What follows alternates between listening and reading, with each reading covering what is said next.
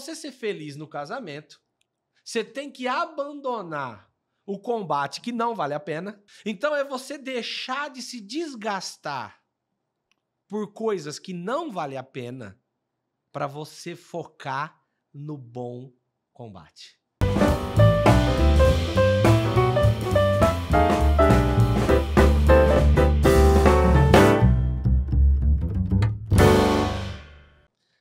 A graça e a paz, estamos começando mais um episódio do podcast para a sua família. Sou o pastor Cristiano Paziani, médico, empresário, empreendedor, pastor, e estou aqui mais uma vez com nossos amigos Daniel e Átila. Estamos aqui nessa empreitada. Fala aí, Daniel. Muito obrigado, mais uma vez aqui compondo essa bancada especial. A sua mensagem tem ajudado muitas famílias e é muito bom poder fazer parte disso. Obrigado pela oportunidade de estar dividindo aqui a mesa com vocês e tenho certeza que vai ser impactante. Nós estamos recebendo algumas perguntas e aí uma delas será que é possível ser feliz no casamento? Essa muita gente faz. Sabe? Tem outras pessoas que estão falando assim, olha, o que aconteceu com o meu casamento?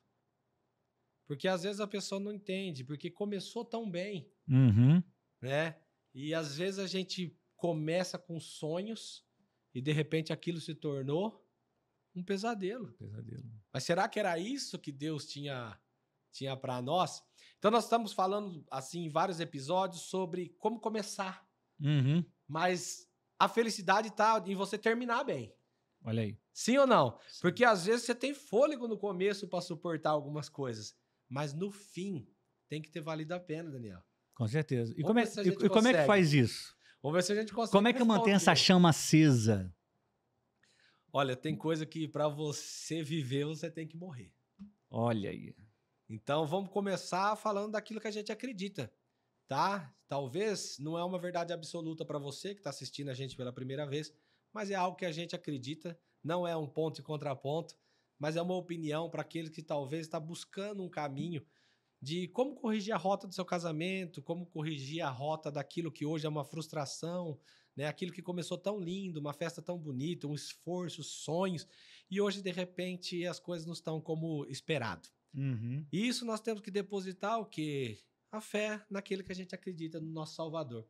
Então, eu queria começar lendo um versículo, que ele está em Filipenses 1, 21, que ele vai falar o seguinte: porquanto, para mim, entendeu? Que às vezes não é para o outro.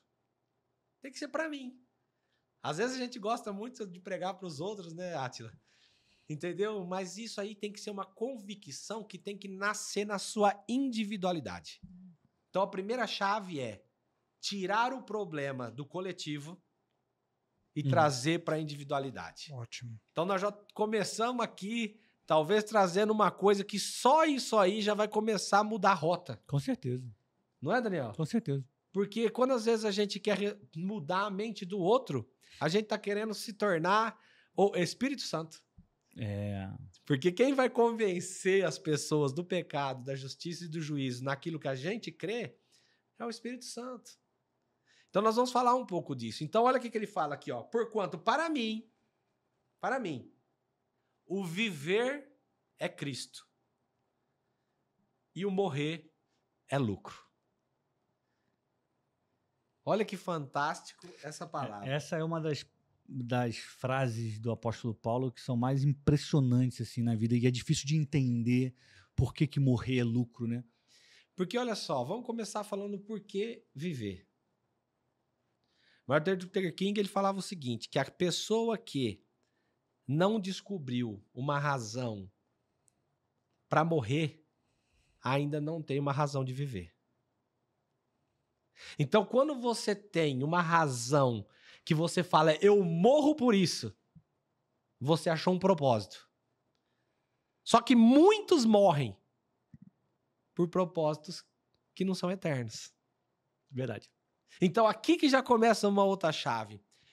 Você está morrendo para viver algo que talvez seja só correr atrás do vento. E é por isso que você não consegue ser feliz. Então aqui já vem a primeira dica. Primeiro, busque individualizar em você o seu problema. não mais no seu cônjuge. Segundo, entender que você só vai ter vida em Cristo. O teu objetivo é viver o propósito dele para você. E você morrer é lucro. Olha como que a entonação muda, Daniel. Se eu falar assim, se eu morrer é lucro. Uhum. Sabe o que você está falando? Minha vida não vale a pena. Tanto faz. Agora, se eu falar assim, para mim, morrer é lucro. Sabe o que significa? Que eu vou receber a recompensa da minha vida. Isso aí. Então, há uma diferença muito grande na entonação para ler esse versículo. O que ele está querendo dizer? Ele não está colocando uma situação positiva ou uma negativa. Ele está colocando duas situações. Porque é o seguinte, eu vivo em Cristo. Então, o meu lucro na eternidade é certo. Olha aí. Fala aí, Átila, sobre isso. Isso, assim, nos faz refletir, né? O quão profundo é a questão da morte e o quão profundo é o seu entendimento do que é o além, né? Uhum. Literalmente, né? O que você está plantando aqui, o que você está semeando aqui para você colher aqui, não é isso? Por quê? Porque o que é ligado na terra é ligado no céu. Então você tem que tomar muito cuidado no que você está fazendo para no dia da sua partida, né? Quando muitos temem, né? Quem tem a convicção que está fazendo a coisa certa. E quem tem a convicção no Senhor sabe que não é uma partida, é um até logo. E é o que você vai colher. Isso que eu ia falar. Você vai colher algo que você plantou aqui. É uma grande colheita. É uma Agora, grande colheita. Na sua linha de raciocínio, eu comecei a pensar naquelas pessoas que dizem o seguinte: eu vou me casar com fulano porque ele vai me fazer feliz. Quando eu me casar com ela, ela vai me fazer feliz. As pessoas colocam a felicidade no outro e acabam se frustrando durante a caminhada. E pelo que você está falando, primeiro, para que a pessoa encontre a felicidade, ela precisa se alinhar com Deus e com ela mesma. É isso aí? Olha só, acho que uma das coisas que as pessoas têm mais dificuldade, medo, é se tornar uma pessoa miserável, sim ou não? Sim, com certeza. Não é? Com Verdade. certeza. Ninguém quer ser miserável. Não. E olha o que a palavra de Deus vai dizer. Aquele que coloca as suas convicções, a sua esperança apenas nesse mundo é o mais miserável de todos os homens. Então, quando a gente coloca a nossa felicidade em algo que é contemporâneo, a chance da gente estar caminhando para ser uma pessoa miserável é muito grande. Uhum. E quando a gente coloca as nossas convicções na força do nosso braço, a Bíblia vai dizer o quê? Nem por força, nem por violência, mas pelo poder do meu espírito. Então tudo é para você viver o melhor, você vai ter que morrer realmente para você. E deixar Cristo viver em você, porque daí a alegria, a Bíblia fala assim, que a alegria do Senhor é a nossa força. Quando estamos fracos, é que estamos fortes. Olha só que interessante. Olha como que é um contrassenso daquilo que o mundo quer que você seja forte. Deus está falando, seja fraco que eu sou forte no seu lugar. O mundo fala e conquiste a terra. Ele fala, aquele que coloca a sua esperança aqui é o mais miserável. Não é? É isso aí. Exatamente. Fala um pouco para nós sobre isso, Daniel. Então, isso vai se aplicar nesse alinhamento que a pessoa precisa ter, ou seja, ela busca Deus, ela entende que a força dela está nele, em Deus, e aí sim ele vai conseguir ser um bom marido, uma boa esposa. Isso tem tudo a ver com o que a gente já vem falando nos episódios passados da morte do eu. Ele precisa morrer o ele, a vontade, o ego, o orgulho, para que, ele possa se conectar verdadeiramente com Deus e para que aí sim ele possa ser feliz e isso colaborar com o casamento dele. Porque muitas pessoas se perguntam, posso ser feliz no casamento? Sim, desde que tenha tudo isso alinhado. É assim que eu estou entendendo. Vocês concordam com isso que a gente está conversando? Se você concorda, escreve embaixo assim, ó, eu concordo. Se você não concorda, você escreve assim, não concordo. A gente vai entender. Nós vamos entender aqui. Mas você sabe o que é o mais difícil? É assim, ó. todos nós gostaríamos de ser príncipes, não é verdade? Nós gostaríamos de viver nessa vida um melhor, uma realeza, né? Não é? Isso é possível. Aqui ainda. Mas há uma coisa que aí nós vamos falar sobre a felicidade. O que é? O nascer de novo. Aquele que não nascer de novo, não tem como ver o reino. Então, o que é você nascer de novo? Porque nós estamos falando aqui sobre ser feliz. E nós estamos falando em colocar Cristo na nossa vida. Mas de forma prática, o que é colocar Cristo na nossa vida, no nosso casamento? É nascer de novo. Então, quando você nasce, a primeira coisa, dependência. Sim ou não? Sim, mas nesse caso de Deus, né? Agora de Deus. Quando você nasce, alguém tem que te alimentar.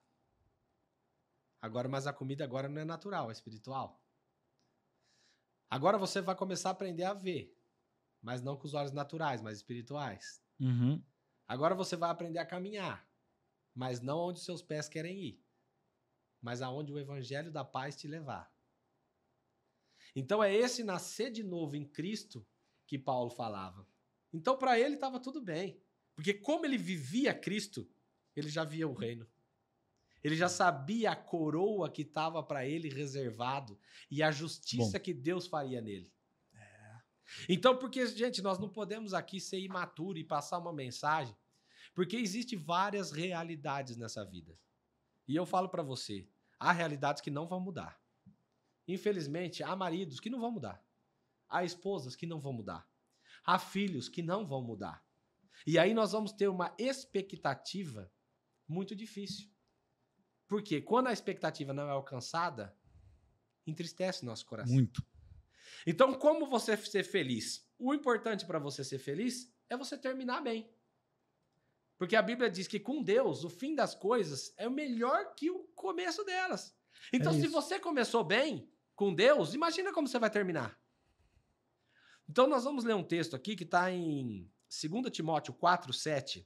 É um texto muito conhecido, mas veja bem. Vou abrir aqui. Como que nós vamos ser felizes, Átila? Olha aqui. Uma pessoa que soube terminar.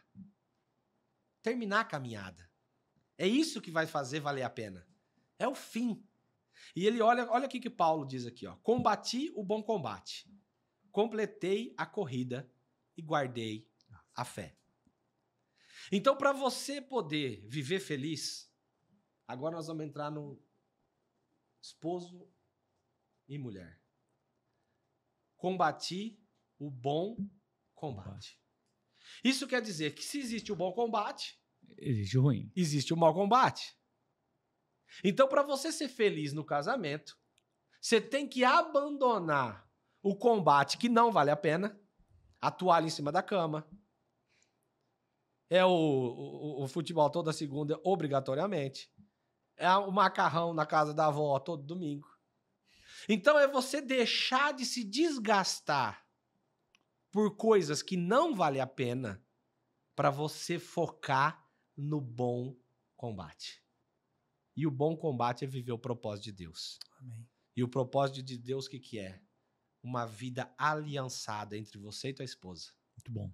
O propósito de Deus é ide por todo mundo e pregar o evangelho. Um alinhamento, né? O propósito de Deus é o meu filho é um presente e herança do Senhor. O propósito é a minha descendência será poderosa na terra. É esse o alinhamento da felicidade. Porque a felicidade é um sentimento, mas também é uma construção. Então, aquilo que vai fazer com que você perca o foco é o mau combate. Então, entenda, de repente, você está num barco. Eu tenho certeza que já foi para Israel. Já. Você já estava no Mar da Galileia, não estava? Não é lindo aquele lugar? Maravilhoso. Lindo. Então, mas e se vem uma tempestade 3 horas da manhã? Dá medo.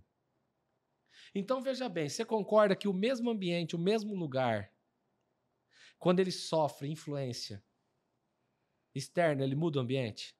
Sim. Você concorda que quem que estava movimentando a água? Não era o vento? Sim. O vento é visível? Não. Então, aquilo que faz mudar o ambiente da nossa casa é invisível, Daniel. Porque a nossa luta não é contra a carne nem contra o sangue, mas é contra o principados e potestade. Então, o que acontece? O inimigo, como as pessoas, às vezes, não têm acesso igual você à palavra de Deus, a um podcast desse. Ela não entende que existe um mundo espiritual invisível que age no mundo natural visível. Verdade. E eles vão fazer o quê? Tempestades na nossa vida. Que jeito? Começando a chacoalhar o barco. E o que é chacoalhar o barco? É as coisas do dia a dia. Você sabe por que um casal grita com o outro ou não? Perde a paciência por causa da toalha na cama. E o que é isso, a toalha na cama? Eles vão construindo um muro entre eles. Todo dia põe um tijolinho. Todo dia põe um tijolinho. Você já ficou de um lado do outro do muro? Você não grita, mesmo a pessoa estando perto? Você sabe por quê? Você não enxerga mais ela.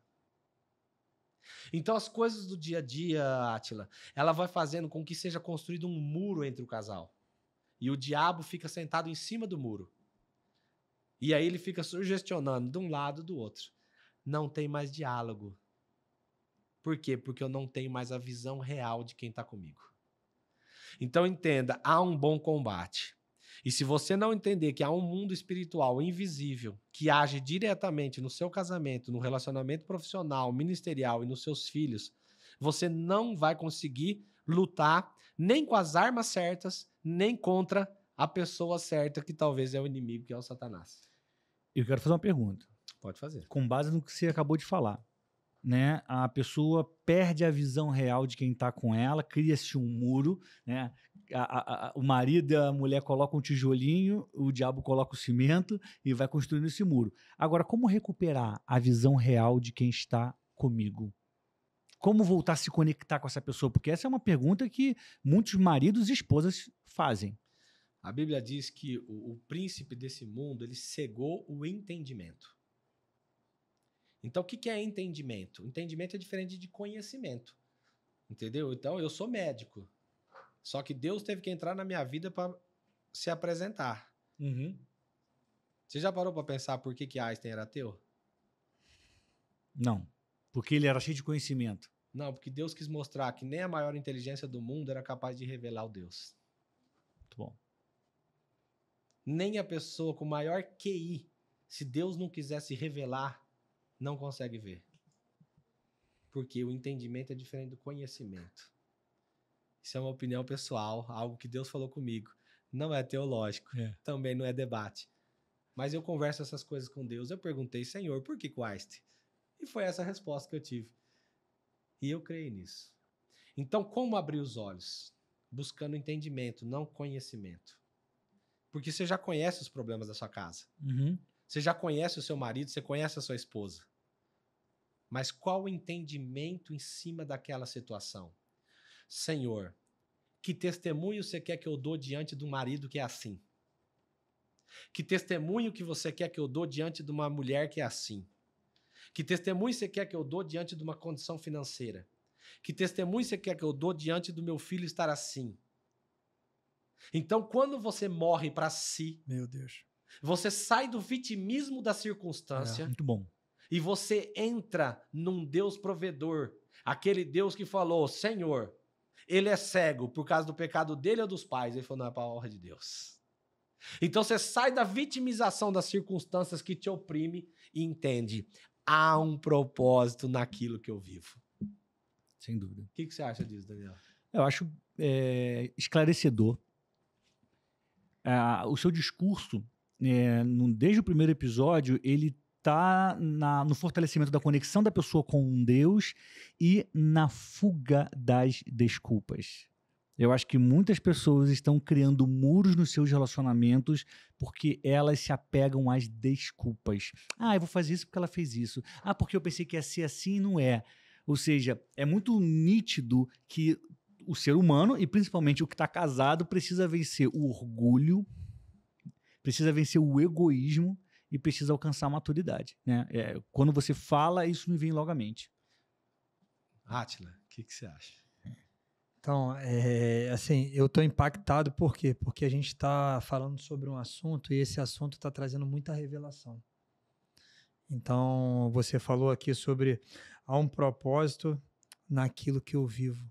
Porque muitas das vezes a gente se encontra numa situação que a gente humanamente não queria, com o nosso filho, com o nosso cônjuge, com algum parente, ou a gente vê alguma coisa na rua que a gente se pergunta por que que essa pessoa nasceu assim? Por que que essa pessoa está enfrentando isso? Por que que eu estou enfrentando isso? Por que meu pai teve uma doença e com essa doença ele acabou partindo? Aí eu já me perguntei, mas eu não fui na profundidade de me fazer essa pergunta: qual o propósito daquilo que eu estou vivendo? Qual o propósito dessa pessoa estar nessa condição? Mesmo alguém tendo falado alguma coisa, mas eu não o quê? Eu não me examinei, como você falou alguns minutos atrás, sobre as pessoas se examinarem. Né? Você não usou essa palavra, mas você quis dizer isso. As pessoas se me examinarem. A gente nunca o quê? Nunca fazer esse exercício do eu e se perguntar: há um propósito naquilo que eu vivo. Há um propósito de você estar fazendo isso. Há um propósito naquela doença. Pô, mas tem um propósito na enfermidade? Tem. Tem um propósito na escassez? Tem. Tem um propósito em você ser miserável, acontecer aquilo de você perder tudo, de acontecer isso tudo. Então a gente tem que estar o quê? Se perguntando para a gente estar se conectando com o mundo espiritual. Porque ao invés de a gente se perguntar, a gente vai o quê? Vai para o vitimismo. Porque o quê? É o mais fácil. Por que está acontecendo isso comigo, Deus? Por que é assim? Por que... Mas qual o propósito? Qual o propósito disso? É me fortalecer, é fazer eu enxergar a total dependência do Senhor, que não é o meu QI, como você falou de Einstein, não é o meu intelecto, não é a força dos meus músculos, não são as minhas conexões que eu fiz aqui na Terra, os meus amigos, a minha agenda do meu telefone, que é uma potência que eu posso... A minha não, estou falando contextualizando de uma maneira em geral o homem em si, ele chegar, a agenda dele, não é a agenda do seu telefone, não é o seu carro, não é a sua conta bancária, não, é qual o propósito. Tem um versículo que define muito bem isso, que fala assim, ó: todas as coisas, todas são todas, conjuntamente cooperam para o bem daqueles que amam a Deus. Então, às vezes, o que não está fazendo sentido na tua vida não são as coisas ruins ou boas. É que a hora que você amar a Deus, todas essas coisas vão cooperar para o teu bem. Então, por isso que nós voltamos no início. Quando eu vivo Cristo, todas as coisas vão fazer para o meu bem, vão migrar para o meu bem. Agora, quando eu vivo o mundo, aí eu vou ser influenciado. Porque é o seguinte... O mundo, ele te oferece o quê? Uma euforia. Certo? Uma falsa alegria. Entendeu? Não, é uma alegria que vem do quê? Do mundo externo. Uhum. Agora, Deus não. A alegria que vem do Senhor, ela nasce independente da circunstância. Ela não está em alguma situação. Então, nós já começamos falando o quê, então? Que eu tenho que determinar quais são os bons combates. E é parar de brigar por pequenas coisas. E entender que quem está contra nós são principados e potestades. E que se eu me fortalecer espiritualmente, menos vai ventar, mais eu vou me divertir nessa caminhada no barco. Aí ele vira e fala o seguinte, ó. Completei a corrida. Tem algumas traduções que falam terminei a carreira. Isso. Uhum. Então, eu quero usar essas duas traduções para dizer o seguinte, olha só. Terminei a corrida. Terminei a corrida. Há um ritmo de fazer as coisas. Há um ritmo e não pode ser lento. Corrida é corrida.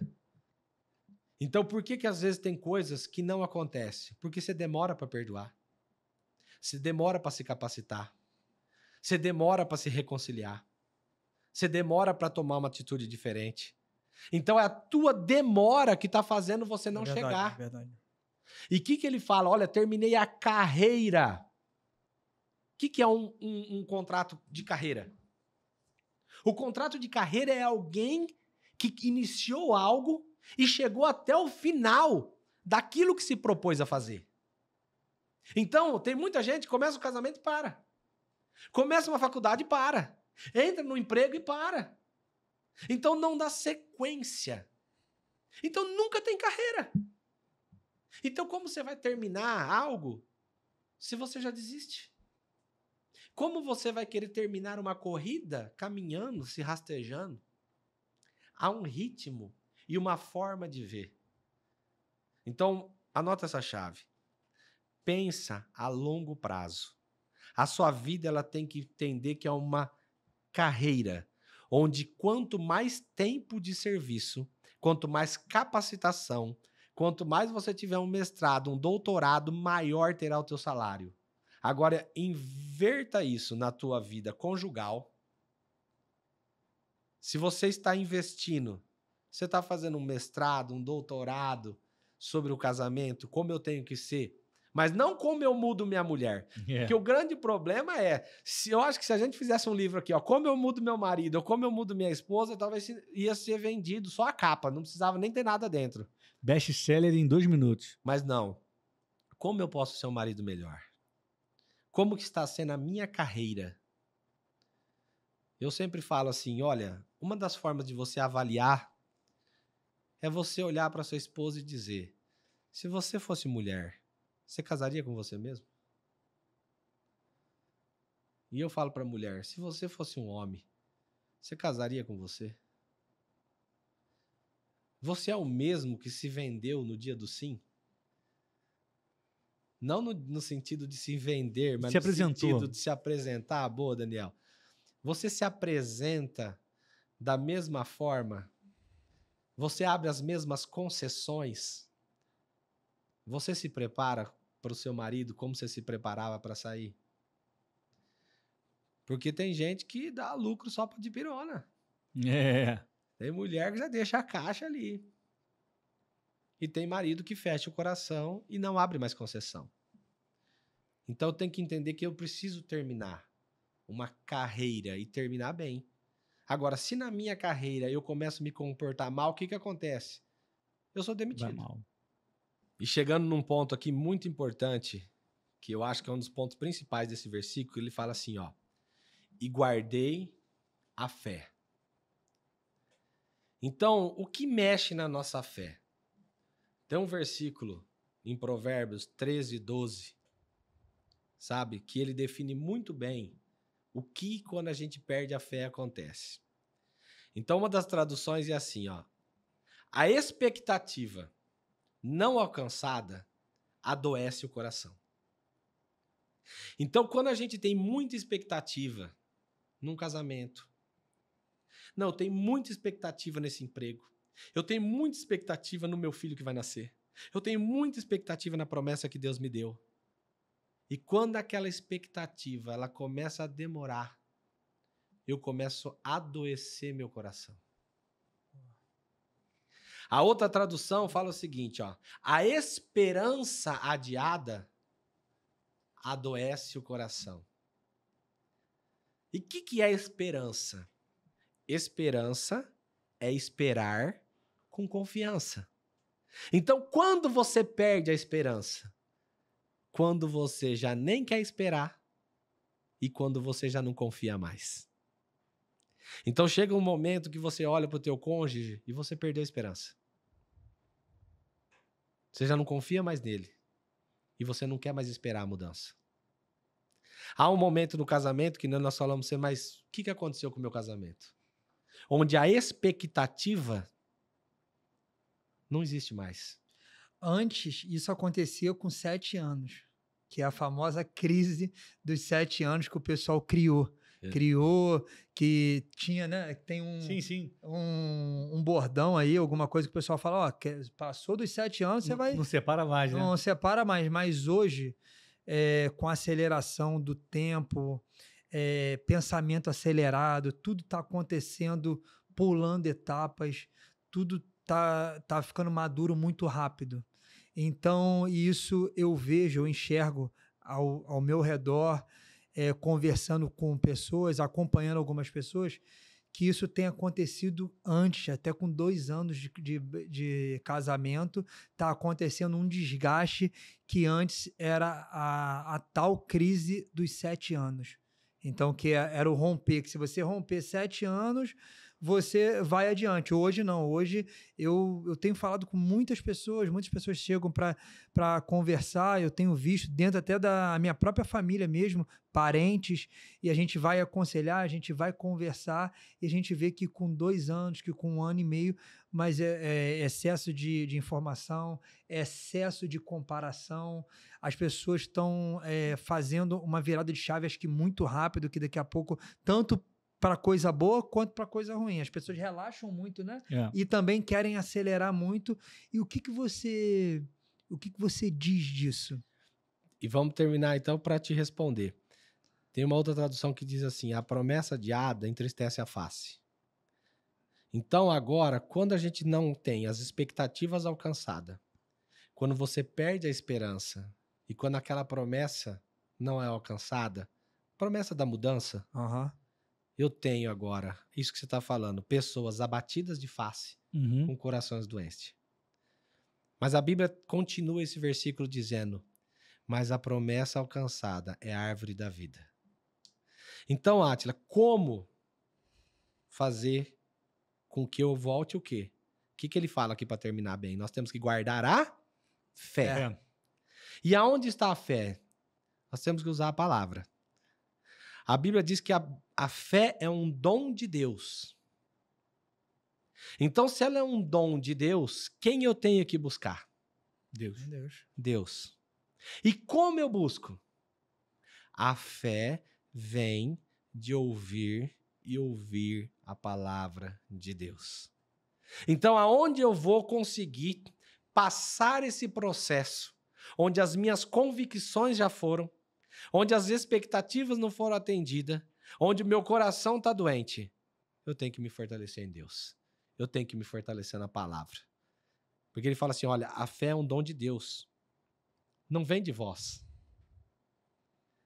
Certo? Então, há um caminho que Deus tem seguro, mas nós temos que buscar nele. E isso que você está falando, Átila, remete a tudo que a gente vem falando nos outros podcasts. Verdade.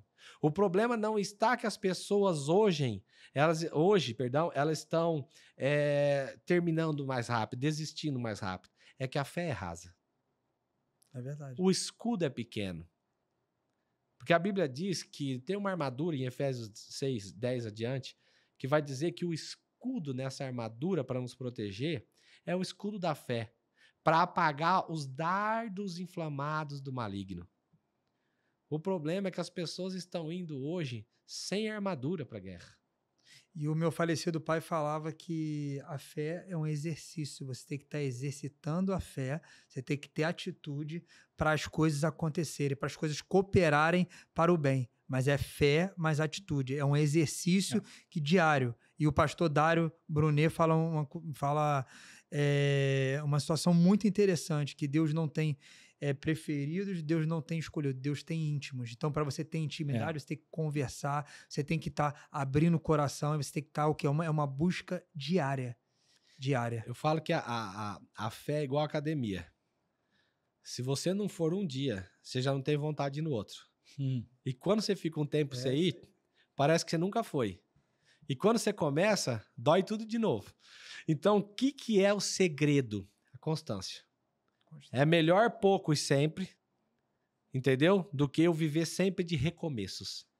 Então, qual seria a mensagem de hoje? A felicidade é uma pessoa, é Cristo. Porque nesse mundo, ele fala, olha, nesse mundo tereis aflição, mas ele venceu o mundo.